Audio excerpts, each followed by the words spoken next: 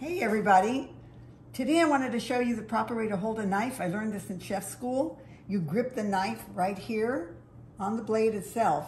And this beautiful specimen, this is the most important tool I think in a chef's kitchen. But this beautiful specimen comes from J.W. Steel Crafts. And I worked with Vicard Jonas, who's the artist and founder of the company, to get this handmade knife for me.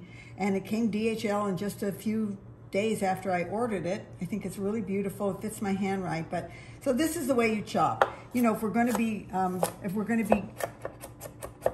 doing this with garlic, which I'm going to use in the salad dressing, hold the knife like this. It's safe. When you hold on to there, you have complete control of the knife. We can do some little shavings here. This is so beautiful. I love red cabbage. Just wanted to show you how this all works. Whatever you're cutting, this is like the way to do it. You have complete control. You can do fancy stuff. You can just chop this way.